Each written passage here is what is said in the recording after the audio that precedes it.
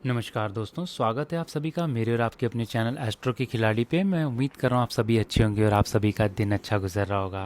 दोस्तों, इस वीडियो में हम कवर करेंगे मैच, टॉस और ड्रीम 11 के प्रेडिक्शंस जो सेकंड वनडे खेला जाएगा इंडिया और न्यूजीलैंड के बीच। जी हाँ, हमने फर्स्ट वनडे कवर किया था और जिस हिसाब से बताया प्रेडिक्शंस टाइम फ्लो की काफ़ी उस हिसाब से ही गई है।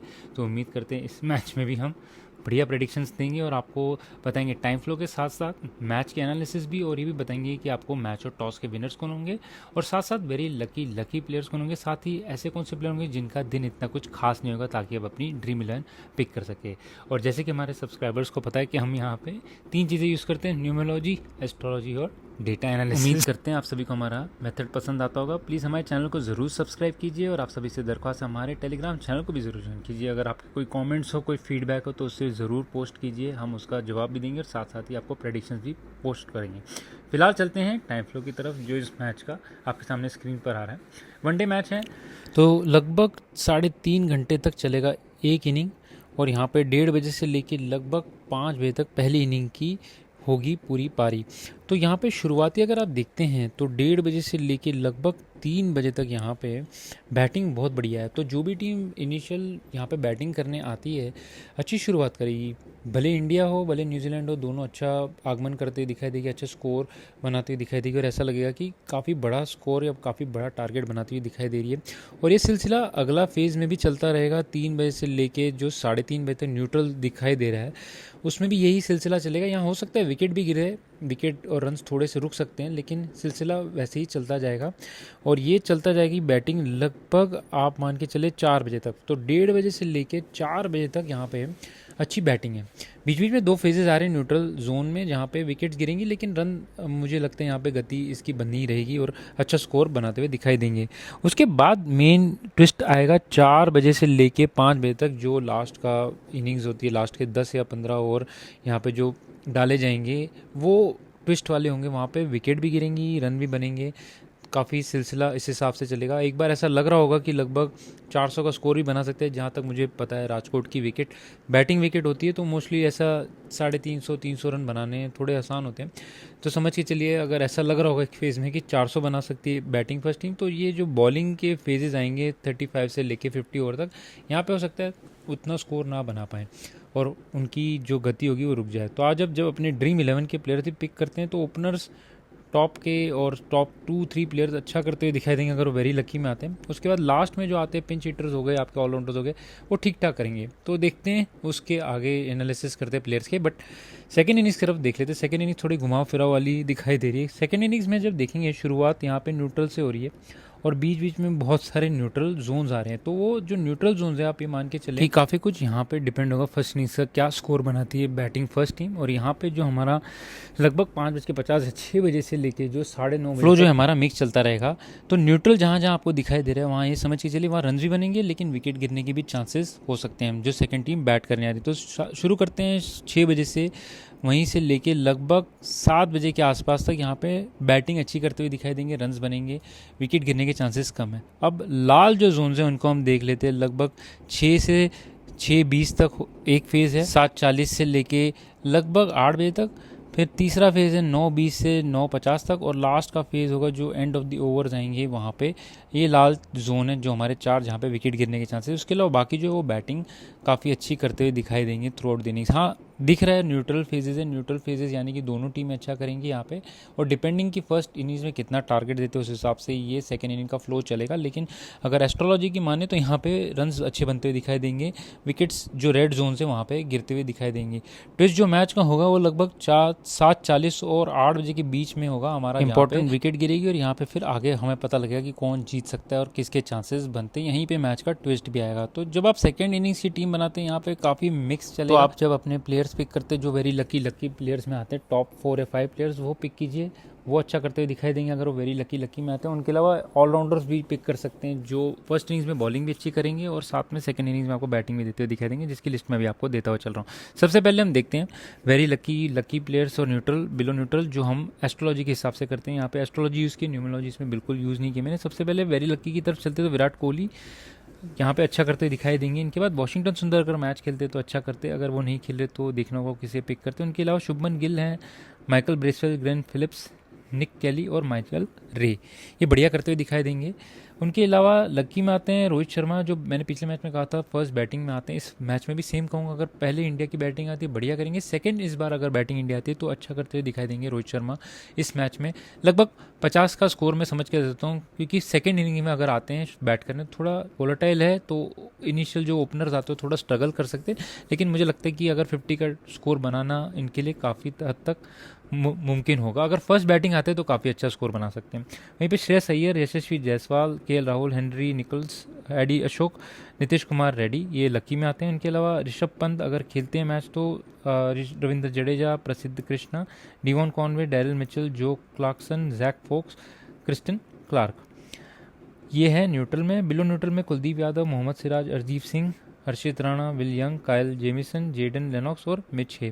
तो जो वेरी लकी वाले, जैसे आपको पता है पिक कीजिए, टीम में कैप्टन भी बना सकते हैं, लकी वालों को भी पिक करिए। न्यूट्रल वाले थोड़ा सा लक चाहिए होगा उनको, लेकिन बिलो न्यूट्रल वालों को अवॉइड कर सकते हैं आज के दिन। सेकेंड लिस्ट हमारी आ रही है, इसमें मैंने सिर्फ न्यूमोलॉजी की है यूज़, इसमें एस्ट्रोलॉजी नहीं यूज़ की है। तो इसमें आते Shreyas Iyer, Shubman Gill, Virat Kohli, Nitish Kumar, Rohit Sharma, Devon Conway, Daryl Mitchell, Zak Foulkes और आदि अशोक। तो रोहित शर्मा, विराट कोहली दोनों के नंबर इसमें काफ़ी लकी और वेरी लकी की तरफ ही, माफ़ कीजिए, आएंगे तो अच्छा करते हुए प्रदर्शन। साथ ही साथ श्रेयस अय्यर के भी नंबर इसमें बहुत बढ़िया दिखाई दे रहे हैं, तो इन्हें पिक कर सकते हैं आप बेझिझक, अच्छा करते हुए दिखाई देंगे। लकी में आते हैं Yashasvi Jaiswal, Ravindra Jadeja, Mohammed Siraj, Arshdeep Singh, Michael Bracewell, Henry Nicholls, Glenn Phillips, Kristian Clarke, Josh Clarkson, ये ठीक ठाक करेंगे। इनको थोड़ा लक चाहिए होगा, लेकिन इनिशियल लक के बाद ये बढ़िया करेंगे। अगर ये ऑलराउंडर्स है तो हो सकता है बैटिंग अच्छी नहीं करे, बॉलिंग अच्छी करे, या बॉलिंग अच्छी नहीं करते बैटिंग अच्छी करे वगैरह। तो न्यूट्रल में आते हैं केएल राहुल, ऋषभ पंत, वाशिंगटन सुंदर, Kuldeep Yadav, will Young, Kyle Jameson, निक केली, जेडन लेनॉक्स और माइकल रे। प्रसिद्ध कृष्णा, हर्षित राणा, मिच हे आते हैं हमारे बिलो न्यूट्रल की तरफ। तो ये सारे प्लेयर्स हैं हमारे लिस्ट में। न्यूट्रल, बिलो न्यूट्रल वालों को हम बोलते हैं कि आप अवॉइड करें, अगर आपको नहीं पिक करना। न्यूट्रल वाले फिर भी आप पिक कर सकते हैं। देखिए टाइम फ्लो में कौन से टाइम पे आते हैं, अगर ये ऑलराउंडर्स हैं या बैट्समैन है जो लोअर डाउन द ऑर्डर आते हैं तो शायद इतना परफॉर्म अच्छा नहीं करेंगे दोनों इनिंग्स में, लेकिन अगर टॉप ऑफ द ऑर्डर आते हैं और यहाँ पे आपको बैटिंग में फर्स्ट इनिंग्स में फॉर एग्जाम्पल टॉप 4 में आते हैं तो बढ़िया बैटिंग कर सकते हैं। तो न्यूट्रल वालों को फिर भी पिक किया जा सकता है, बिलो न्यूट्रल वाले अवॉइड किए जा सकते हैं। यहीं पे मैं समाप्त करता हूँ हमारी ड्रीम 11 की पिक्स। उम्मीद करते हैं आपकी ड्रीम 11 अच्छी बने। मेरी तरफ से आप सभी को बहुत शुभकामनाएं।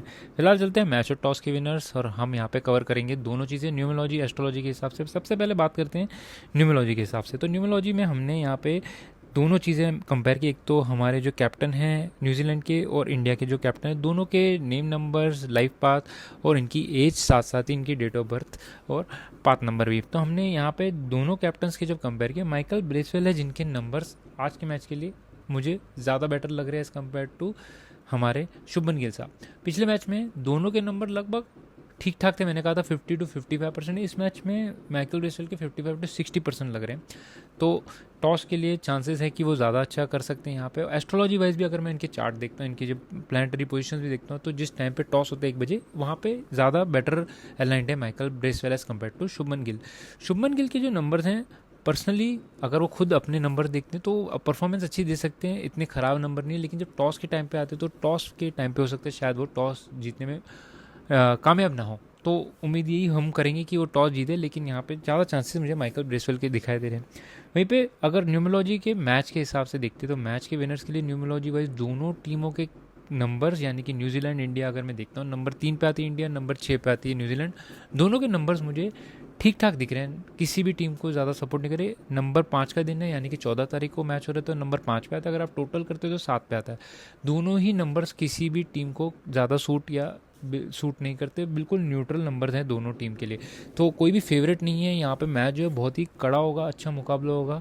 ये एक मैच हो सकता है जहाँ पे आप बोल सकते हैं कि बिल्कुल कड़े का मुकाबला होगा, पता ही नहीं लगेगा कौन सी टीम जीतने वाली है। पिछले मैच में हालांकि विकेट्स गिर गए थे, उसके बाद थोड़ी सी दबाव में आ गई थी इंडिया, लेकिन फिर भी एक उम्मीद यही थी कि वो वन साइडेड मैच नहीं था। ये मैच भी बिल्कुल वैसा होगा, इनफैक्ट उससे भी ज़्यादा क्लोज होता हुआ दिखाई दे रहा है। दोनों टीमों के नंबर्स ठीक ठाक है। दोनों कैप्टन्स को जब मैं कंपेयर करता हूँ तो भी मुझे दोनों में से कोई कैप्टन को इतना ज़्यादा सपोर्ट नहीं करता हुआ दिखाई दे रहा है। न्यूमोलॉजी वाइज दोनों को ही इक्वल सपोर्ट है, हालांकि टॉस के टाइम पे माइकल ब्रेसवेल को हल्की सी सपोर्ट है। तो मैच के लिए बिल्कुल न्यूट्रल होगा। एस्ट्रोलॉजी वाइज जब देखते हैं तो हम यहाँ पे चेजिंग टीम को ज़्यादा बेनिफिशियल करते हुए दिखाई दे रहे हैं। चेजिंग टीम को ज़्यादा बेनिफिट है। सबसे पहले एस्ट्रोलॉजी वाइज सेकेंड जब इनिंग्स में आते हैं और अगर पार स्कोर या थोड़ा अबाव पार स्कोर भी होगा तो भी चेज़ करने की वहाँ पे एक्सपेक्टेंसी है, क्योंकि न्यूट्रल फेजेस बहुत है जो सपोर्ट कर रहे हैं चेजिंग टीम को या सेकंड बैटिंग टीम को। वहीं पे अगर बड़ा टारगेट देती है फर्स्ट इनिंग में, फॉर एग्जांपल यहाँ पे इंडिया बैट करने आती है पहले और यहाँ पे इंडिया टॉस हारती है और पहले बैट करने आती है, तो इंडिया अगर 350 या 375 या उसके ऊपर का भी टारगेट देती है तो काफ़ी हद तक मुश्किल पड़ सकती है न्यूजीलैंड को चेज़ करने में।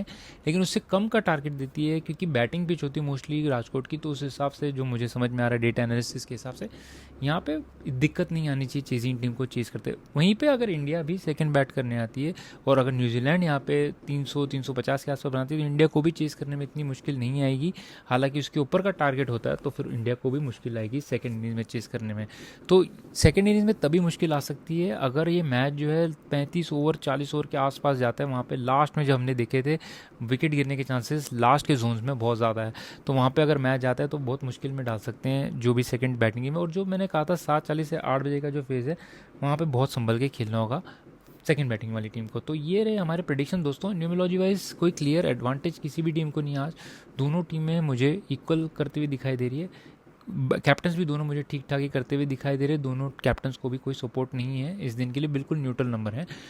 जो मेरे हिसाब से आज का मैच का विनर होगा वो टॉस जो जीत के सेकंड बैटिंग लेगा, एस्ट्रोलॉजी वाइज उसको ज़्यादा सपोर्ट मिलेगी, उनकी बैटिंग साइड को ज़्यादा सपोर्ट मिलेगी। तो मैं यही उम्मीद करता हूँ कि अगर इंडिया यहाँ पे पहले बैटिंग करती है तो एक अच्छा टारगेट बनाए जो चेज़ करना काफ़ी हद तक मुश्किल हो न्यूजीलैंड के लिए। फिलहाल दोस्तों ये हमारे प्रेडिक्शंस हैं, इसके अलावा बाकी मैचेस के प्रेडिक्शंस भी मैं पोस्ट कर रहा हूँ तो उसे ज़रूर देखें दोस्तों। फिर मिलेंगे हम अगले वीडियो में, आज के लिए इतना ही। नमस्कार, आदाब, सत श्री अकाल और जय हिंद दोस्तों।